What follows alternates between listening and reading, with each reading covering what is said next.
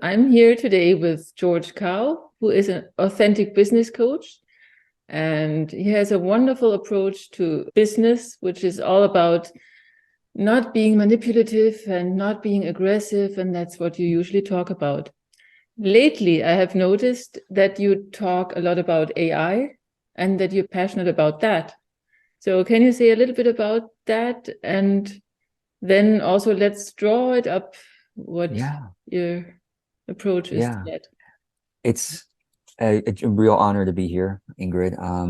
I always love to see you actively creating. It's a lot of fun, and to have it be done on the topic that I'm interested in is really especially fun.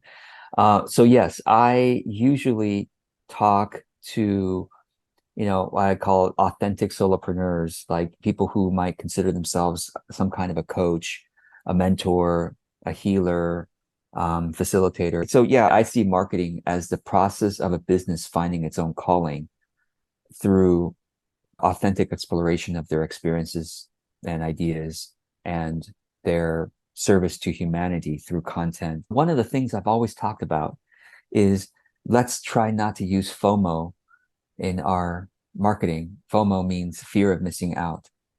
I care about my audience whether or not they ever buy from me.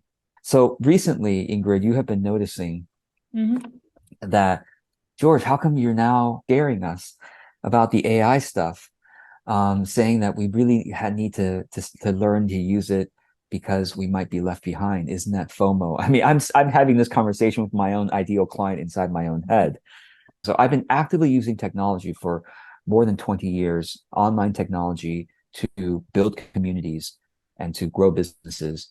I realized most technology is just hyped up. I decided a better way is to wait for other people to beta test it. And then Mhm. I will come in. And if it's really good, if people still keep using it, then I will teach it well to my clients. This is the first time in more than 20 years that I have I've never been this awake about a new technology. The recent hype, like for example, around virtual reality, VR, metaverse, and before that, NFTs and crypto. I said, whatever. I didn't get involved in any of those because I could see that it wasn't going to end well for most people, and it did not. But this time is really different. And there's a lot of hype in the news, but this time is really different because it's going to replace a lot of human work. And it's not just it's going to, it already has begun. I've already been making decisions in the last 6 months to maybe I don't have to hire this person to do that or that person to do that because guess what? AI is now doing it for me. Artificial intelligence is now doing it for me. And I could clearly see where my clients and students will be saying the same thing about me in the next several years. Oh, well, I don't have to hire George for this or buy George's course because I can easily use AI to do the same thing, to get the same knowledge, to have the same things taught to me and to have the kind of coaching that George Kao might do. Hmm. So I've never been so awake about a new technology. And I said, this is something we all have to take it seriously and ask ourselves the question, in a world where AI is only growing faster and replacing more of our human work, what is going to be left for humans to do? It's a scary question, and it's one that we cannot afford to put off because, and Ingrid, you've been following some of this stuff with the AI art, especially because Oh, that's yeah. your field. You've been seeing how fast it's been growing too, right? Like month by month, like Mid-Journey, for example, as of this recording, right? Mid-Journey just came out 1 or 2 weeks ago. It came out with version 5.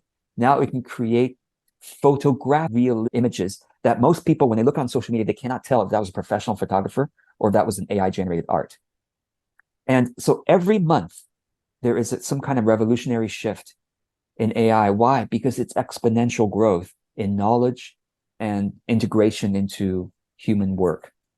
So every creator, every coach, every therapist, every counselor Everyone who works with information or ideas or creativity is at risk. The studies have come out showing the industries and the jobs that are going to be most replaced are things like the financial sector with the data analysis. Legal industry is also in endangered because AI can read laws and create well-written briefs much faster than lawyers can. Journalists are also endangered because AI can create and already has been creating quote unquote fake articles, but not fake, but they just imbibe all this information about society and the current news, and they create well-written journalistic articles. And AI is only getting better right now. As of this recording, I have to keep saying that because it's probably going to change next week. ChatGPT 4 can already write better than most of the writing I've seen out there, and in not just write well grammatically, but write well with reasoning, with nuance, with creativity, metaphors, vivid examples, and have a logical flow of reasoning throughout an article. So besides financial, legal, journalism, writers are endangered, obviously, writers of all kinds. I'm a writer, so that's why I am quickly learning, how do I replace myself? Because if I don't ask the question, how do I replace myself with AI, someone is going to do it to me. Okay. And artists, well, you can speak to that even better than I can, Ingrid.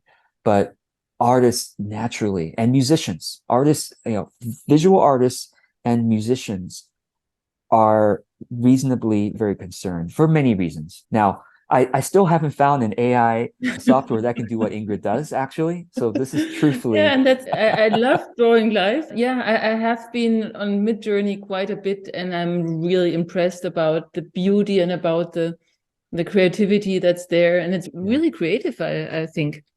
Yes. But also, I have to say, I got fed up with the perfect images. That's right. After some time. Yes. And it will also learn to do imperfect stuff. But that's right. As long as I can, I will have fun with this here. Yeah. Midjourney, for those who don't know, is one of the best in class AI art generator tools that can create photorealistic and also really dramatically wonderful illustrated images and things. But then not only do creators should be concerned, those of us who are service providers, coaches, therapists, mentors, healers, counselors should be very concerned. I just saw this yesterday on Reddit, and I want to read a little bit out to you because this is astonishing. This person wrote, "I've struggled with ADHD and trauma for many years, and ChatGPT has done more for me mentally over the last month than any human therapist over the last decade. Wow. I input into ChatGPT honest, raw information about my trauma, my career, my relationships, family, mental health, upbringing, etc. And ChatGPT responds by giving highly accurate analyses of my bad patterns of thinking, my fallacies and blind spots, why I repeat certain mistakes over and over again, in a completely compassionate and non-judgmental tone. Since it's a machine bot, you can enter private details without the embarrassment of confiding such things to a human.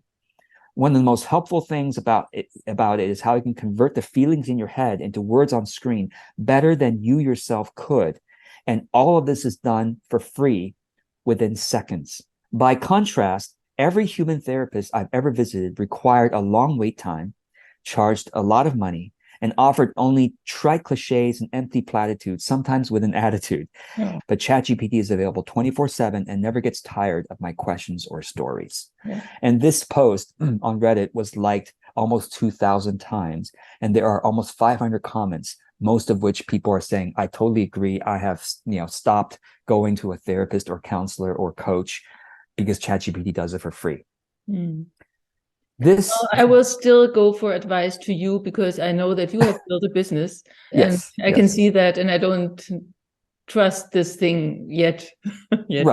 Right. Well, I'll tell you, so this is where we're going to keep going on how we can make ourselves more unique than the mainstream advice that GPT gives. Because yes, the problem is if you as a therapist, coach, counselor, service provider are seen as, oh, you're just a commodity. Sure, you provide good service, but there's nothing unique about your knowledge framework. There's nothing unique about your skills. There's nothing unique about your modality, ChatGPT or any other future.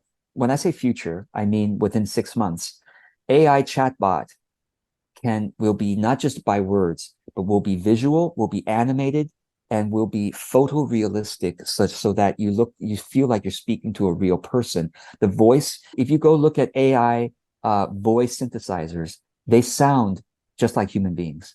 I'm like, all the nuances are all there. Yeah. Are all there. But okay, then let's talk to this person here that might be hesitant. So you have been all about authentic business and heart-centered stuff. All of a sudden you start talking about it's growing, it's coming, how do I replace myself? So this person here is, George, what is happening, and does it affect me? And that's right. Yes.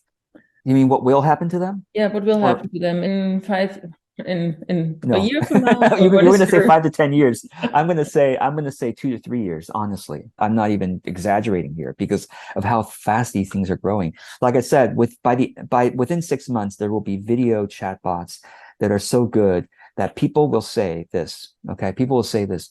I understand. I can go to my coach, my counselor, my therapist, my mentor, and pay them $150 an hour, $250 an hour, whatever people are charging. I understand that I would have to wait for my appointment that's going to happen next Tuesday at 10 a.m. I understand that. Or I can go to my video chatbot that I'm paying a $20 a month subscription for and get instant encouragement, advice, understanding, compassion. And I can make them look like whatever I want them to look like or sound like. And so I ask you the question, sure, your therapist, your counselor, your mentor, your coach has some unique personality, but is it worth you waiting for 5 days to see them when you have an issue right now? Is it worth you paying 10 times the amount to them for one session compared to a monthly subscription that you can use unlimited for a video chatbot? You can set the preferences for however you wish. Now, I know all of us, myself included. Is that good? Yeah, and well, so the thing is, I am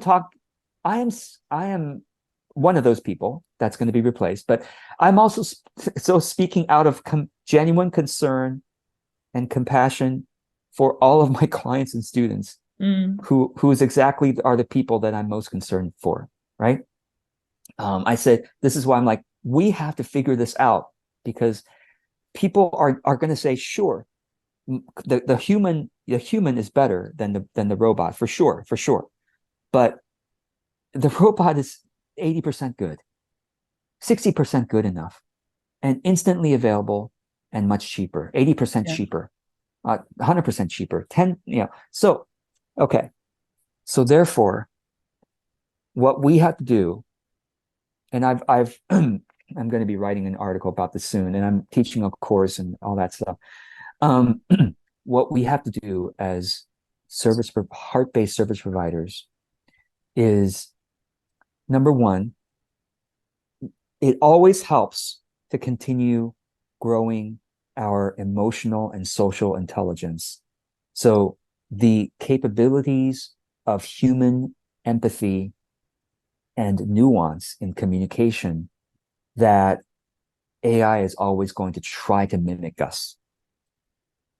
Okay. So empathy and nuanced communication reactions and shall I say, that's all. The better you know your clients from the heart, from the mind, from the soul, and are able to really connect in a way that makes them feel genuinely understood and served by another human being, the more we can grow that skill, the more we're going to continue having a job. And I think, of course, this is a very, I hope you all will agree that this is a very human, heart-centered, and enjoyable direction to grow in. So it's like, oh, you want me to connect more, shall we say, spiritually or deeply from the heart with my clients, yes, I agree that that is a worthwhile activity as a human being, is to connect more from the heart, from the spirit with another human being, particularly our ideal clients. Okay, number one. Okay, number two, and I'm going now to the notes that ChatGPT has helped me to organize. In terms of so give me 1 second here.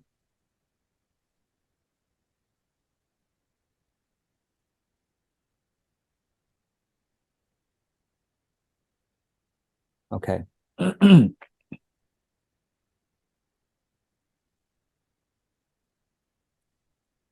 Number two is to grow an audience of people, a network or an audience of people who really value your authentic journey. Because as human beings, ever since our evolution has made us really drawn to stories, drama, the hero's journey.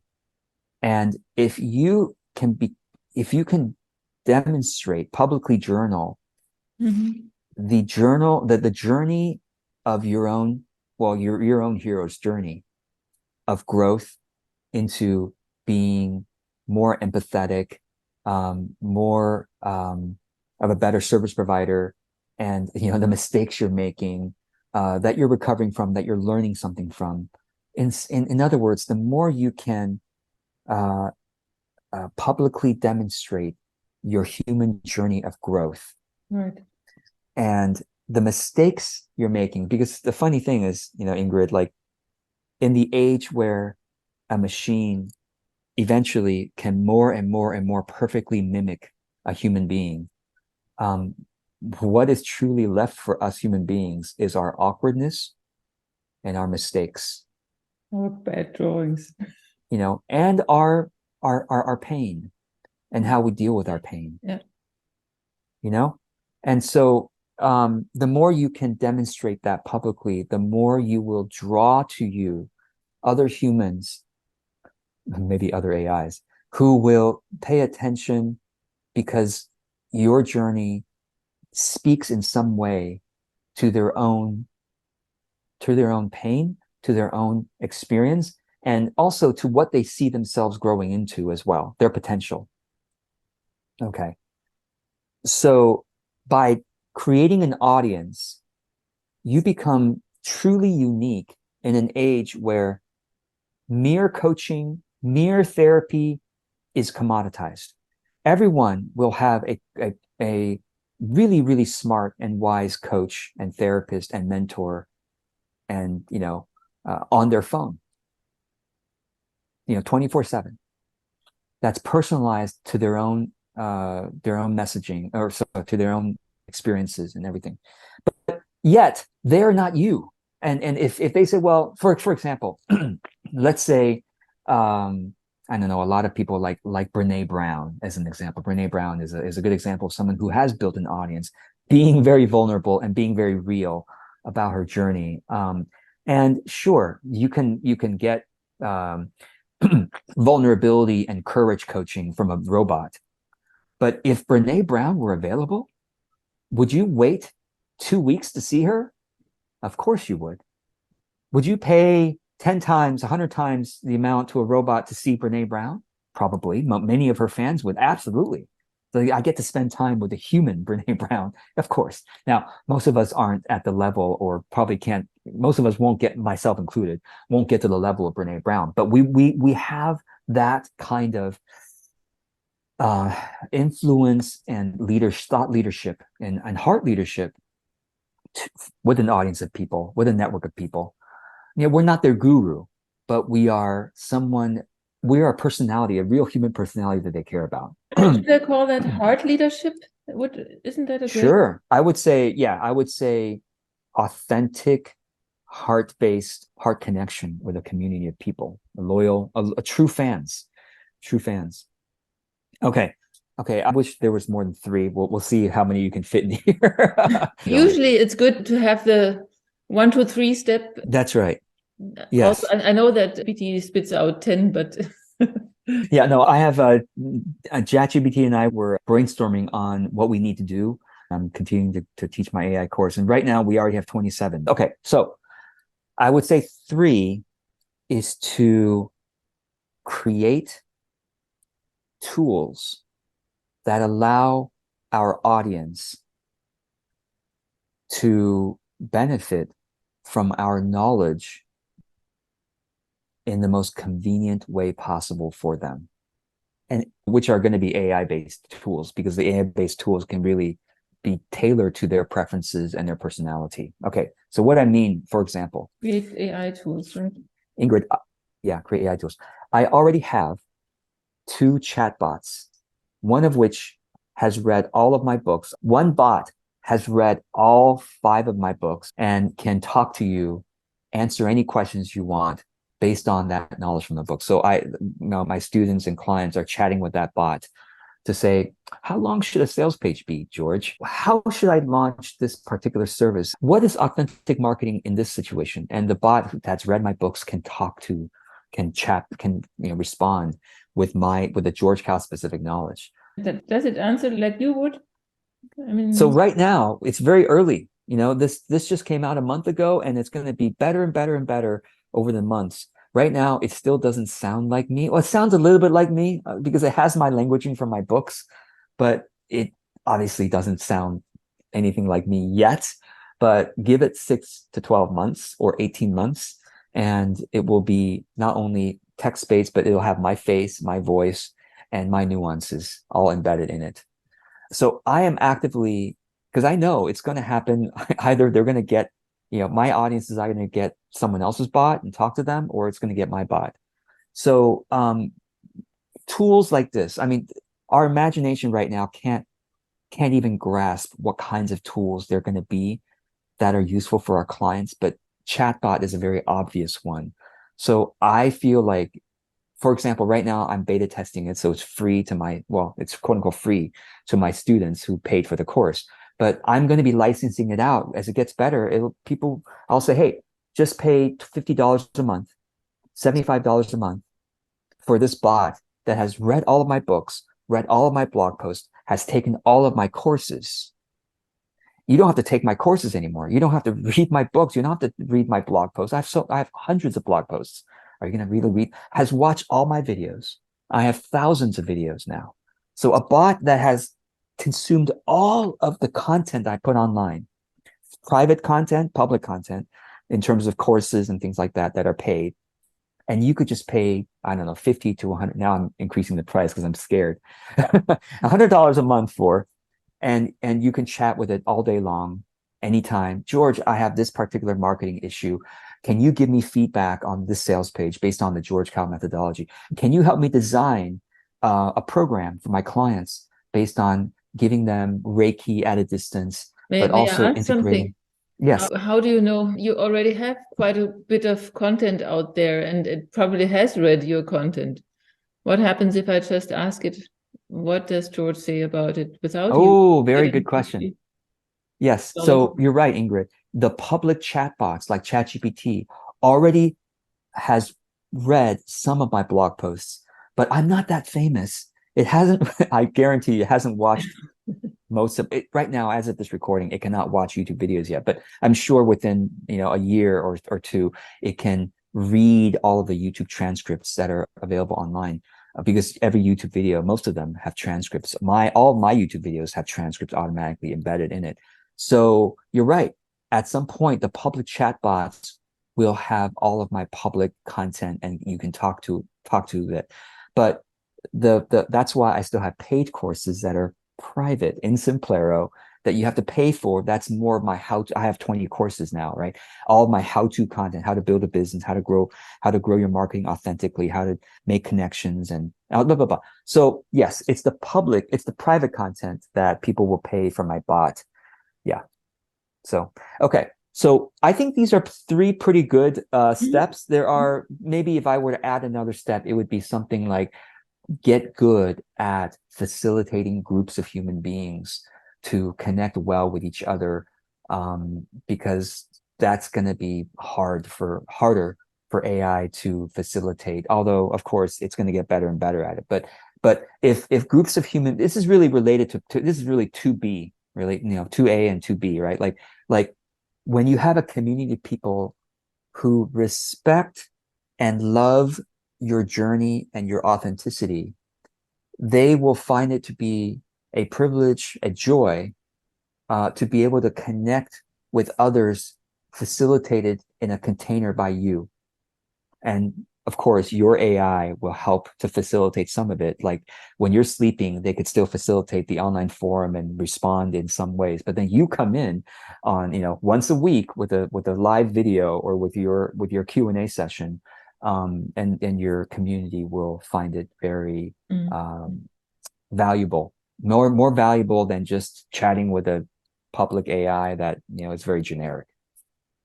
Because connecting with other human beings, being facilitated in that way, will always be valuable, given that. Oh, okay, I'll give you one example.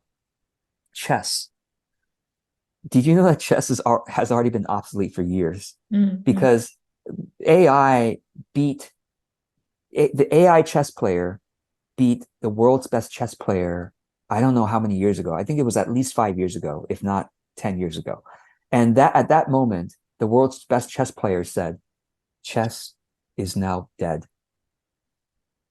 Because AI can play a better game than we can. But the question is, isn't this interesting?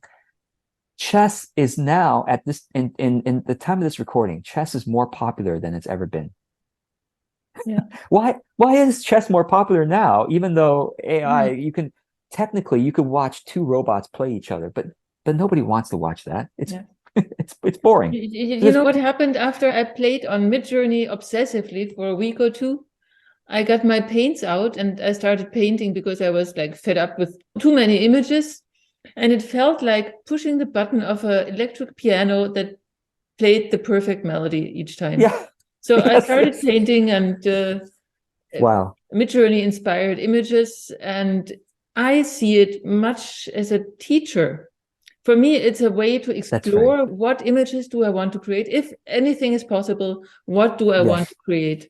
Yes. And it's a brainstorming tool. It's an ideation tool. It is way better than humans, but humans are way better at evaluating, filtering what is most resonant to a human being. Only a human can do that the best. And so chess is more popular than ever, and people want to watch other humans play other humans. They don't want to watch a human playing a robot, because that's not fair. And if all athletes could use steroids and enhancements to their bodies, it would be boring. But people want to watch athletes as a human being without enhancements try this sport. And so chess is going to continue being popular because it's about humans using their own creativity and working through the pain of figuring out how to beat another human opponent. The struggle, the journey, the drama of it, right? Even though for some people chess is boring, but for those who understand chess, it's very dramatic. It's very exciting to watch fallible humans struggle and wrestle with another fallible human. Okay, so the same thing with in the future, or communities in the future, is that we want to be with other humans who have the human's ability to suffer, to experience, to have the human kind of joy. And we want to be in a facilitated container, not just with AI, but with another fallible human at the lead who says, I really understand all of you. And this goes back to point number one. How do we grow our empathy and nuance with other human beings? This is all these soft skills that, growing up, Ingrid, we used to, at least from in my generation, we were like, yeah, you better grow your technical skills. The soft skills are not going to be valuable in the future. Well, we have the final laugh, right? Like, it turns out ultimately the soft skills are going to be the most valuable skills in the future, because that's the hardest that's not only the hardest for AI. Our AI is going to good at hard skills. AI is really really struggles a lot more with soft skills, but also other humans. Other humans appreciate the soft skills of other humans. And so the future, if we can bring ours, now we're envisioning the future of a heart-based service provider who has overcome the resistances and finding the joy of using the AI tools to help with these three things that we said in the middle there. Oh, and by the way, Ingrid, I don't know, I feel like we haven't really talked about the resistance people have to using things. Let's draw the resistance. Okay, sure. Let's draw the resistance. Okay. So a heart-based solopreneur can be resistant to AI for a couple of reasons. And I've been having this conversation with many of my clients and students over the past few months. One major concern is, George, cover the one that's very loud in society right now. Plagiarism, George, stealing the work of artists and writers.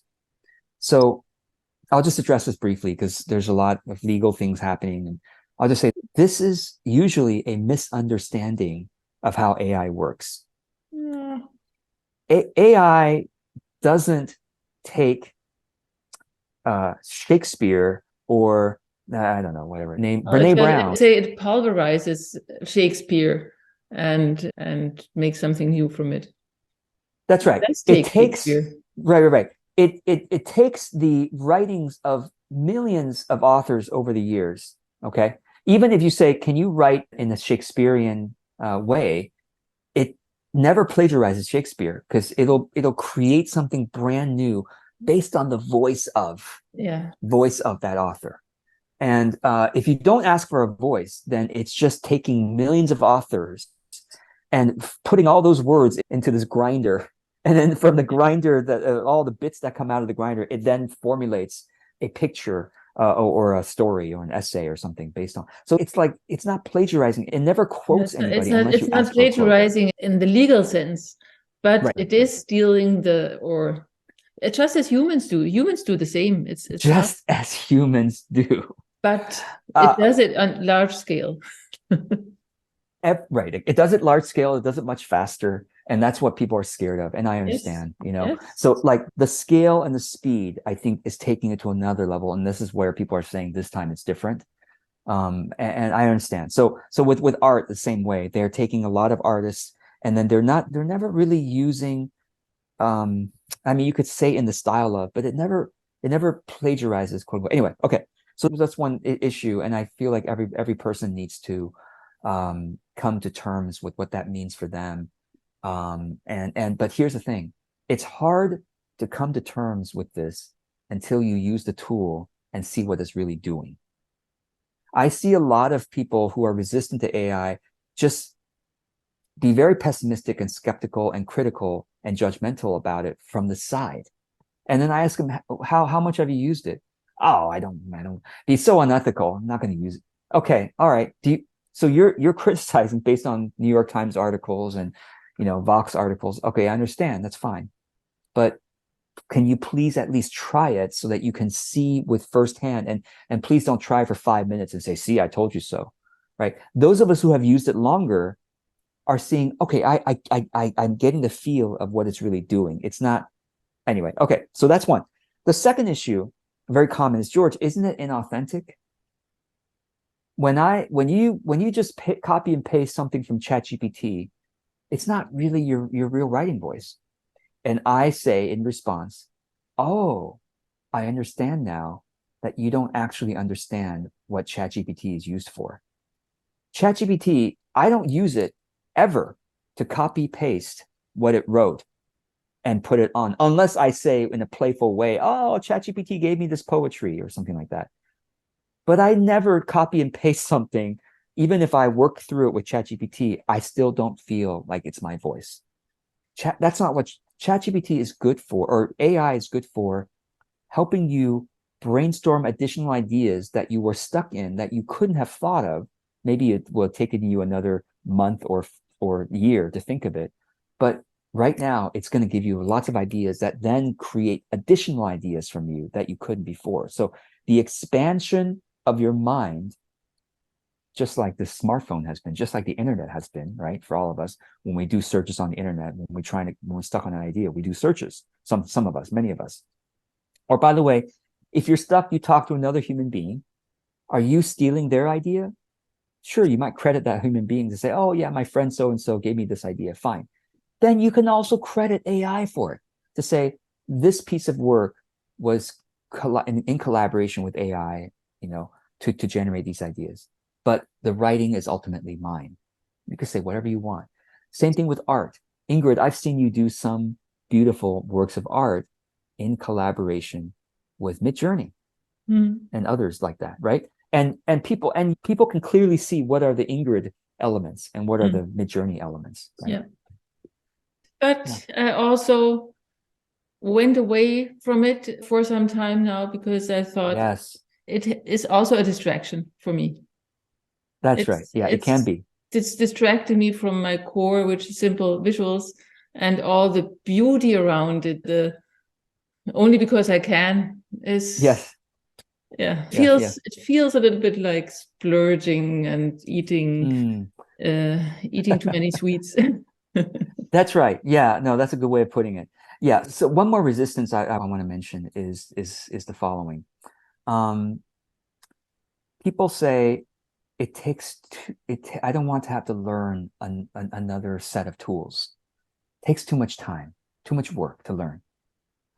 And my response to that is, number one, I have two responses. Number one, if you'll allow yourself to try it for an hour, I'm just asking 1 hour for you to try it. Ideally, you would, if you can afford to take my course, please take my course, because we work through it step by step in a much more enjoyable way than you might, and in a more skillful way than you would just try to figure it out by yourself. Okay, so step one, give it an honest try so you can see that it can be a lot of fun, which Ingrid, you said it can be distracting. It's so much fun, or so much beauty, that quote unquote beauty. It's very very sugary beauty, right? Like it's coming out of it. Okay, but step one. Step two, number two is think of it like training an assistant. For us small business owners, it's always easier to go, oh, it's just faster for me to do it. Why should I train someone to do this, right? Like an assistant says, I want to help you. I want to save you time. And you say, well, it takes me only 10 minutes to do this. And it's going to take me an hour to train you to do this. So I'm just going to take the 10 minutes. But the irony is, if it takes you an hour to train the assistant, and then the assistant starts to do it for you in the future, and you save those 10 minutes, or you save 8 minutes, well, then after 6 or 7 times of the assistant doing it, it starts to save you a time, and it'll save you time for hours and hours and hours over the months and the years. Same thing with AI. If you're willing, as a truly smart business owner, to say, okay, let me spend the several hours to train the AI, or really to train myself to use the AI well, now I can create with much more productivity, with much more joy and enjoyment, really, and with much less resistance. Whether speed is a priority for you is a question, because it definitely can help you do things faster. But some people don't care as much about the speed, but they do want to overcome the resistance they have to creating. So I think that's really the AI's strength, is to help you overcome the resistance, make it more enjoyable, expand your ideas, and give you something much faster than you could just by hand, if you wish to use it or edit it to your own voice, etc. Okay. So now let's finish up with the future here, right?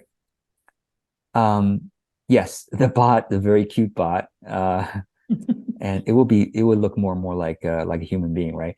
So the bot will enhance, it helps, it's faster, and I would say more enjoyable. More enjoyable,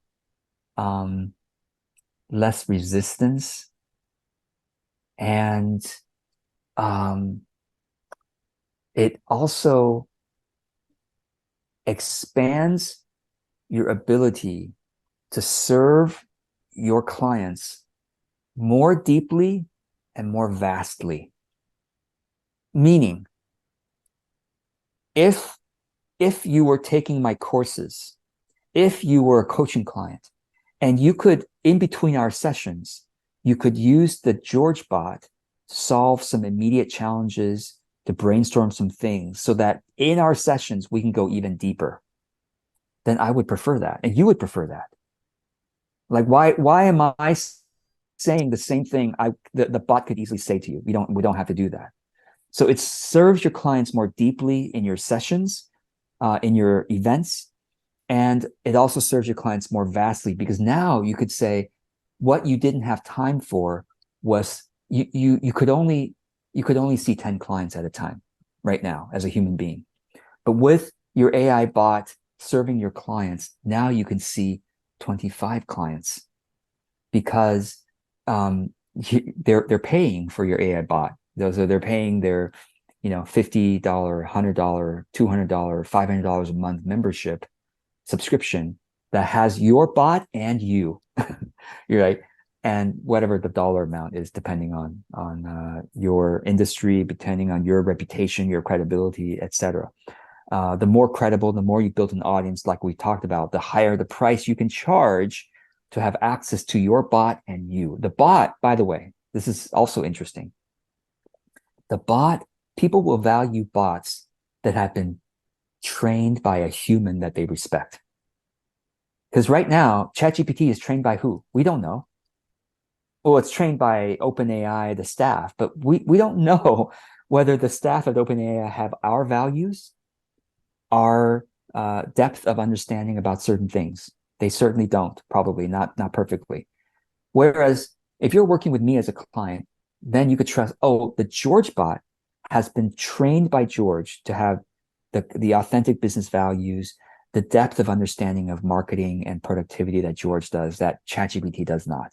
Because right now, if you ask ChatGPT about even authentic marketing, joy, or productivity, the answers it spits out. When I look at the answers, I'm like, thank you, bot, but I go way deeper than that. So yeah, the ultimate picture is one of a more profitable business with less time spent in the grunt work. So that's something we haven't even said. All the grunt work you're doing right now, you have to do data entry sometimes, right? You have to do like bookkeeping or scheduling with clients. Many of us have already automated, but it's going to be even more smart at doing that. It's going to be even more brilliant at whatever grunt work, spreadsheets, data tracking, data analyzing, your client data and your social media content data, and be able to give you really smart next steps and go, okay, based on all the content you're putting out there, Ingrid, our analysis is that you should create more of this kind of content and less of this kind of content, because so right now we have to do all that. We have to use our own human brain to go, well, these kinds of posts got 85 likes and this one only got 12 likes. Well, let me think about what that means. No, AI will do all the grunt work, and everything that doesn't involve your soft skills with another human being, AI will be able to do. So what I'm imagining, and this is I'm predicting something that you will say, George, you were right. Within a year, maybe 2 years, okay, you will be able to install a personal AI on your computer that says, let me watch how you work today.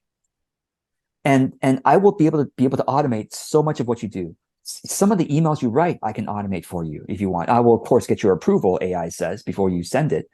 But I can automate so much of what you're doing at your computer every day. So much of it that you can't even imagine. All you have to do, just like a good assistant who knows you really well, could say, you know what, Ingrid, all you have to do, Ingrid, I've set everything up for you. You just have to show up for that session with George. You do your amazing, brilliant drawing skills and creativity. So all your appointments today, as few or as many as you want, are your creativity, your soft skills with another human being.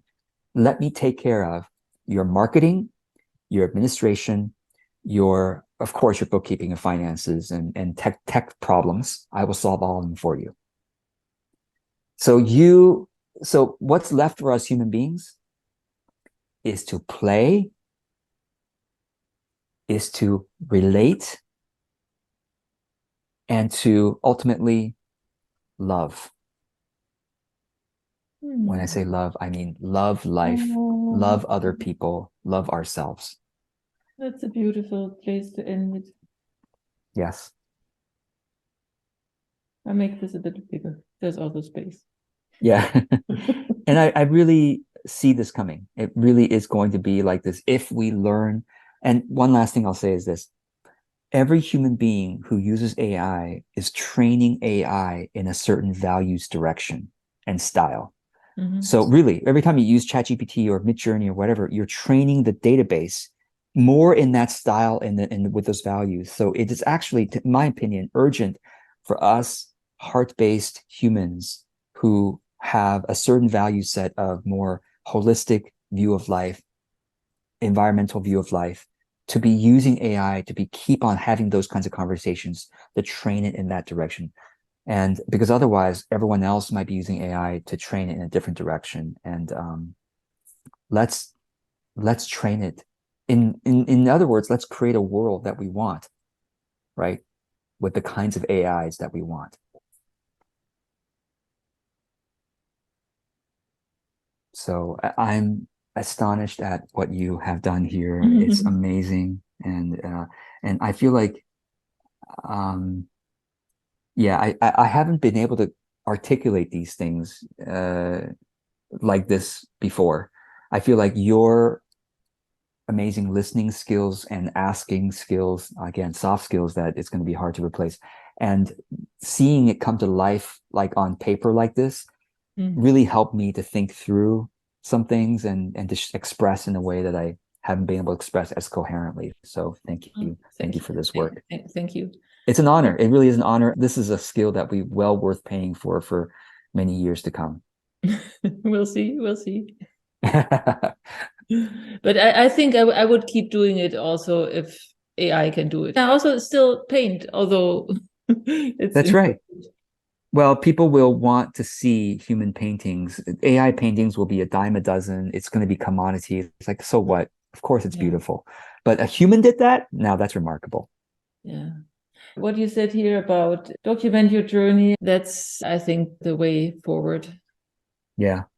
Yeah. And show your face. Yes. The more you're willing and able to show your face, and here's the perfect time for me to pitch my authentic video course, right? But the more you're willing to show, because what's hardest for AI to fake, it's going to be great at it, but the nuances of our face on video, it can fake our writing, it can fake our voice even, but the nuances of our face and the, like I said, our awkwardness, our mistakes are going to be even more welcome in the future, because the AI face will be too perfect. It'll be too, even try to mimic us. It'll be, yeah, it doesn't have George's mistakes. It doesn't have, right? Not that you have many mistakes. Oh, thank you. Okay, thank you so much for doing this. Thank you so much. It was such a joy to work with you. Yeah.